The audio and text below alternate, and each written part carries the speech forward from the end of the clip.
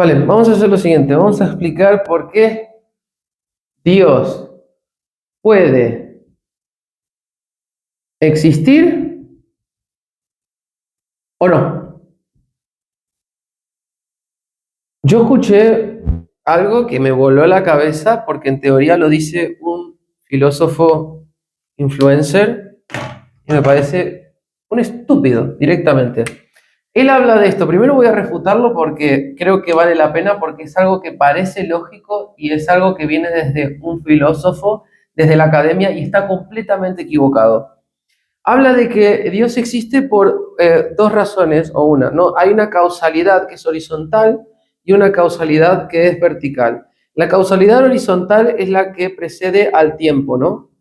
Es decir, si yo tengo esto en la mano, dice, ¿cómo llegó esto a mi mano? ¿No? Esto está en mi mano, ¿por qué? Porque yo primero estaba en la pizarra, luego lo cogí y llegó a mi mano. Es decir, pasó una cosa, luego pasó otra, luego pasó otra. ¿Y cómo llegué yo aquí? Pues yo llegué, entonces uno empieza a tirar para atrás en el tiempo y esto genera una causalidad que te dice que en el presente uno llegó porque, y al principio de todo, existe Dios, en teoría. Luego está la causalidad vertical, que dice, ¿cómo llegó esto a mi mano? O sea, ¿cómo es que esto está aquí? Bueno, esto está aquí porque, por ejemplo, la parte negra está contenida o está soportada por la parte azul. Y la parte azul está aquí porque está soportada por mi mano por mi brazo por mi cuerpo por el suelo por el edificio, etc. Vos tenés un montón de causalidad que al final llegas a la conclusión de que hay un origen que tuvo que haber, que está soportando la causalidad vertical, que es Dios. No, acá tenemos que la causalidad temporal es Dios y la vertical es Dios. Eso está horriblemente mal por una razón. Es antropomórfico totalmente. Es psicológico. ¿Vos te crees que Dios tiene un cerebro como el nuestro? ¿Qué argumento más estúpido?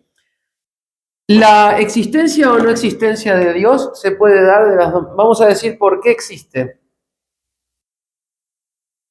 y por qué no existe. ¿Sabes por qué no existe Dios? Porque no hay razón con necesidad para su existencia.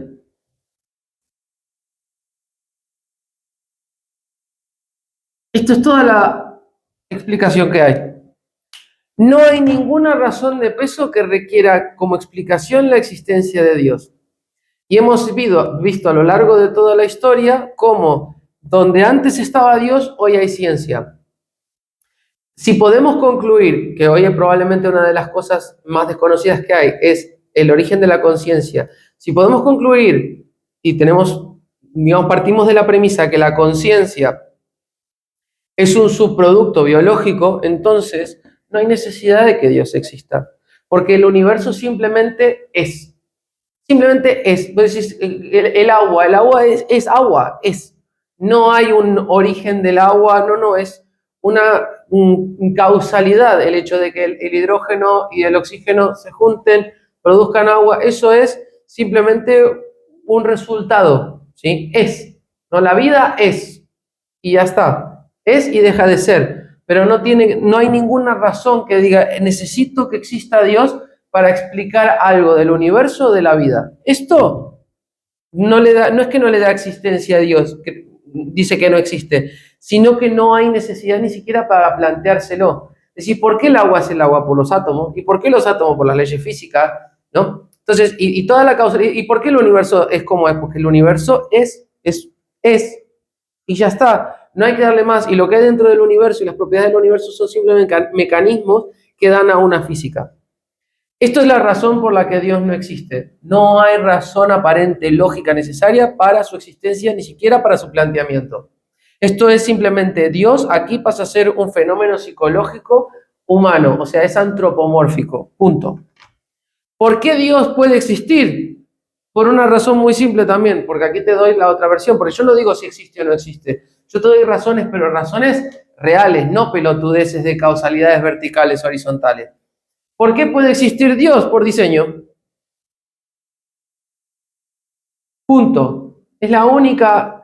O sea, ¿por qué una civilización es grande? No porque haya hecho como los egipcios una pirámide muy grande, una pirámide muy pesada, una pirámide, no sé, con un propósito celestial, no. Los egipcios fueron grandes porque lo que se ve en la pirámide no son piedras, es precisión, tanto organizacional como tecnológica. Eso es lo que los ha hecho grandes a los egipcios, ¿sí? Y cuando vos ves el universo tiene propiedades que generan como resultado un universo estable de forma permanente.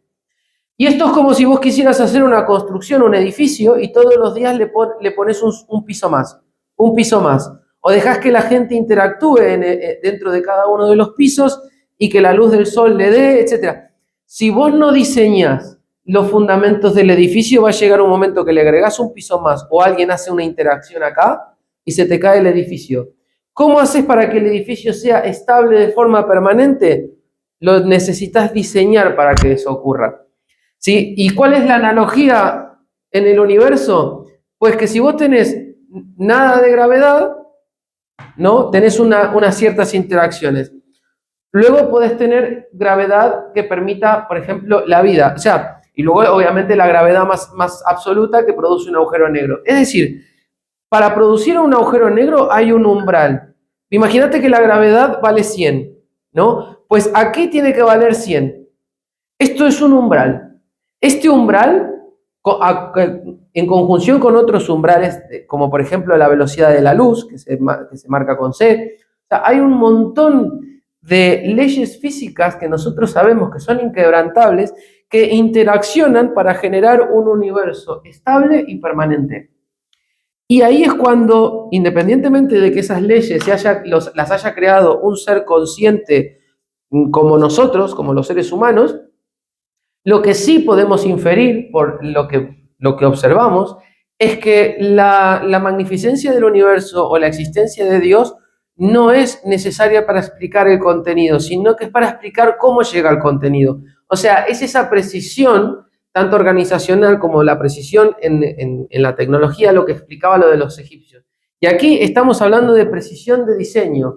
Estamos hablando, y bueno, la otra también puede ser, ¿qué ocurre si no existe un diseño consciente? Pues si no existe un diseño consciente que esté valorando cómo se puede generar un universo de forma estable y permanente, eso significa que hay un montón de universos y que da la casualidad que en el nuestro es estable y permanente.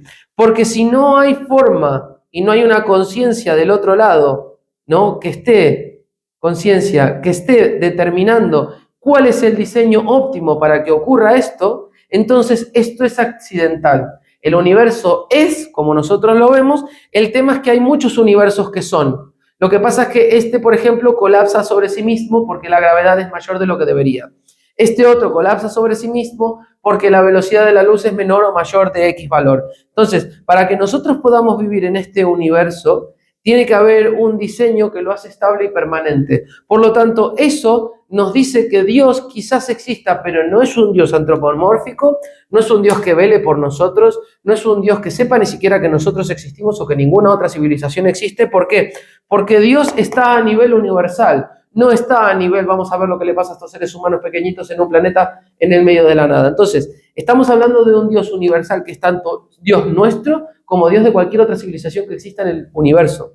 Por lo tanto, esta es la única conclusión que yo puedo sacar sin ser antropomórfico de por qué la existencia de Dios podría llegar a plantearse, por una cuestión de diseño, que no quita que la pregunta que yo me esté haciendo tampoco exista. Acá estamos asumiendo que la pregunta existe porque es necesario un diseño. Quizás hay un solo universo y la gravedad es lo que es porque no podría ser de otra manera, ¿no? Y si no pudiera ser de otra manera porque la interacción en las partículas o ¿cómo te digo?, en la física del universo genera unas interacciones que no podrían ser de otra manera, ¿sí? Y que estamos hablando de una casualidad, ¿no? Entonces no necesitaríamos diseño, simplemente el universo sería. Entonces, lo que delimita esta barrera entre una y la otra es tan simple como la pregunta, no preguntarnos, ¿cómo llegamos al universo estable y permanente? ¿Es por diseño? ¿Es accidental? Sí. Y si es accidental, tenemos dos vías. Si es accidental, tenemos la vía del diseño accidental o del accidente.